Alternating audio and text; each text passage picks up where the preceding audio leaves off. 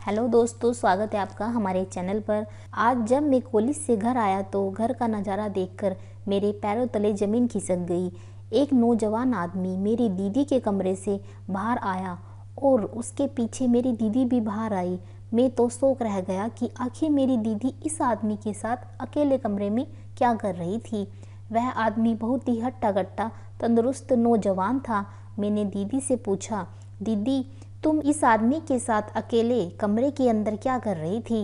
दीदी मुंह टेढ़ा करके बोली, तुझसे क्या मतलब, मेरा जो मन करेगा मैं वही करूंगी। इतना कहकर वह कमरे में चली गई और वह आदमी भी बाहर चला गया। मैं समझ रहा था कि अब दीदी पूरी तरह जवान हो गई थी, मगर इसका मतलब यह थोड़ी कि किसी के भी साथ वह यह सब करे।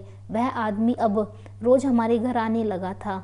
मैं दीदी को बार बार समझा कर थक चुका था, मगर मेरी दीदी समझने को तैयार बिल्कुल नहीं थी। उनको तो बस रंगरलियां मनाने का भूत चढ़ा था।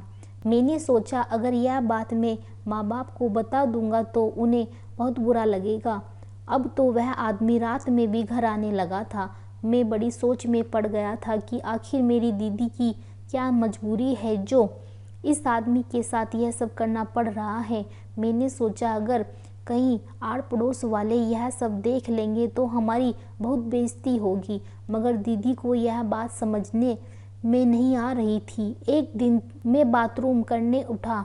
जब मैं बाथरूम जा रहा था तो मुझे दीदी के कमरे से कुछ आवाज़ें सुनाई दे रही थी, जैसे कोई आदमी कमरे में था। मैंने खिड़की से झांक कर अंदर देखा तो मेरे होश उड़ गए। वह आदमी दीदी के साथ। दोस्तों, यह कहानी आखिरी तक ज़रूर सुनना क्योंकि आगे की कहानी बहुत ही ज़्यादा रोमांटिक होने वाली है। मेरा नाम कमलेश है। मेरी मम्मी पापा गांव में रहते हैं और मैं अपनी दीदी, हम दोनों बाहर शहर में पढ़ाई करते थे। मेरी दीदी बहुत खूबसूरत है। उनको देखकर कोई भी लड़का उनको चाहने लगेगा, मगर दीदी किसी को भी भाव नहीं देती थी। कुछ दिनों तक तो सब कुछ ठीक ठाक चल रहा था। फिर मुझे कुछ दिनों के बाद दीदी में बदलाव नज़र आने लगा। वह हमेशा अपने मोबाइल में न जाने क्या देखती रहती थी। जब मैं उनसे पूछता तो वह कहती, तू अपने काम से काम रख, अब मैं जवान हो गई हूँ, मेरी जो मर्जी मैं वो करूँ।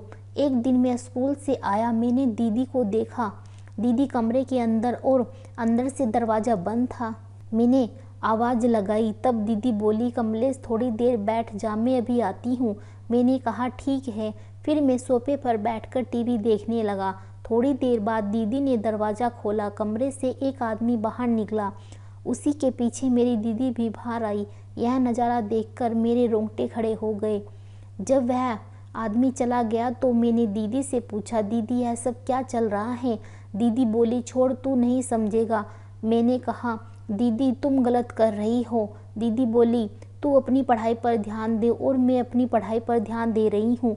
मैं सोने चला गया और सोच रहा था कि आखिर मेरी दीदी इतना गंदा काम कैसे कर सकती है। ऐसे ही एक दिन फिर दीदी उस आदमी के साथ कमरे में थी और अंदर से दरवाज़ा बंद था। मैंने खिड़की से अंदर झांका तो देखा वह आदमी दीदी के सामने बैठा था और उसके हाथ में कोई किताब थी। मैंने ध्यान से देखा, वह दीदी को कुछ पढ़ा रहा था। थोड़ी देर बाद दीदी बाहर आई। मैंने कहा, दीदी तुम अंदर इतना अच्छा काम कर रही हो और मुझे बताया भी नहीं। दीदी बोली, कमलेश मैं पढ़ाई करके कुछ बनना चाहती हूँ और इसलिए मैंने अपने टीचर से बात करके घर पर ही कोचिंग शुरू कर दी।